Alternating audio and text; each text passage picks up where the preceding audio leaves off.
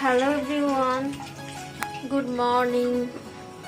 দেখেন সকাল সকাল আপনাদের মাঝে ব্লগ শেয়ার করার জন্য চলে আসছি। এই যে এখানে হচ্ছে নুডলস, আলু আর গাজরটা আমি প্রথমে সিদ্ধ করে নিলাম। এখানে আছে ব্রয়লার মুরগির বুকের অংশগুলো। আমি অনেকদিন পর চিকেন দিয়ে নুডলস খেতে মন যাচ্ছে। কাঁচামরিচ কুচি, পেঁয়াজ কুচি, এখানে লবণ আর তেল। আর দেখেন তেলটা গরম হচ্ছে, তা আপনাদের মাঝে শেয়ার করতেছি আমি। তো পানিটা কিন্তু ঝরিয়ে নেওয়া লাগবে, এভাবে রাখবেন তাহলে পানি ঝরে যাবে এইভাবে। তো আজকে আমি চিকেন নুডলস রান্না করব। প্রথমে পেঁয়াজ কুচিগুলো আগে দিয়ে দিই। বিসমিল্লাহ।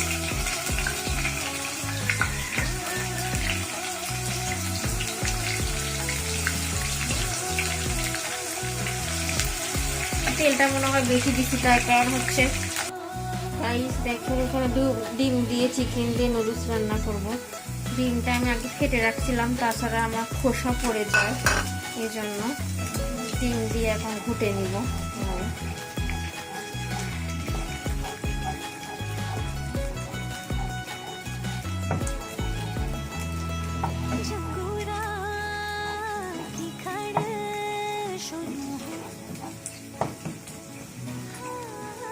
এর ভিতরে চিকেনগুলো দিয়ে দেব।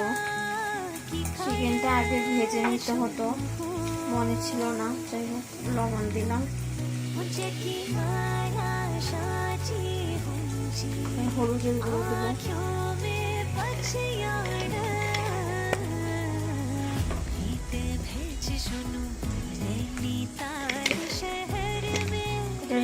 রান্না করা কিন্তু একটা আর্ট বলতে পারেন।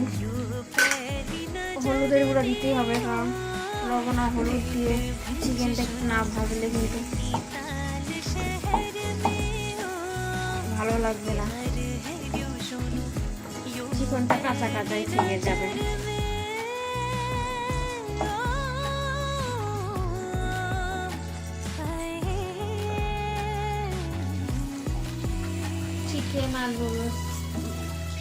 চিকেন আর ডিমটা ভালো করে হালকা করে ভেজে নিচ্ছি। এটা দিয়ে নুডলস রান্না করব।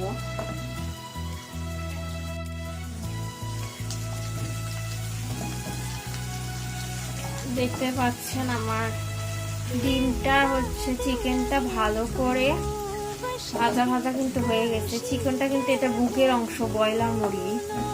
আমার ভুল হয়েছে, প্রথমে আগে চিকেনটা ভেজে তুলে তারপরে ডিম দিয়ে রান্না করার পরে নুডলসটা। দেখেন নুডলসটা এতটাই ঝরঝরা হয়ে গেছে, ঝরঝর করছে।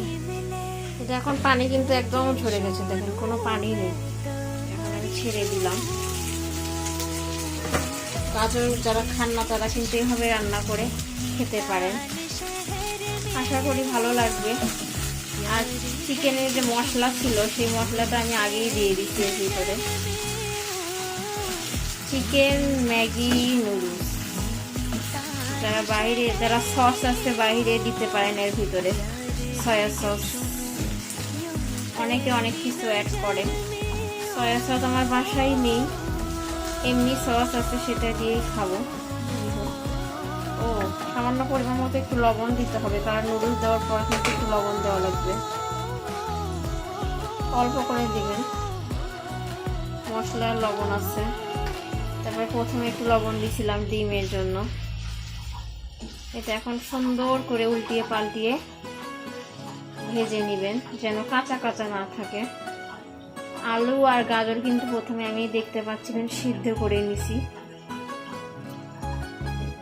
এভাবে কিন্তু আমি গাজর পছন্দ করি না, কিন্তু এভাবে নুডলসে দিলে কিন্তু অনেকটাই মজা লাগে সিদ্ধ করে। গাজরে আছে প্রচুর পরিমাণে ভিটামিন, প্রোটিন যাকে বলে, এরকম একটা অবস্থা। তেল তেল আর কিচ্ছু দেওয়া লাগবে না, দেখেন নিচে একটু লাগিয়ে যাচ্ছে না, এরকম একটা অবস্থা। হালকা করে এখন ভেজে নিব।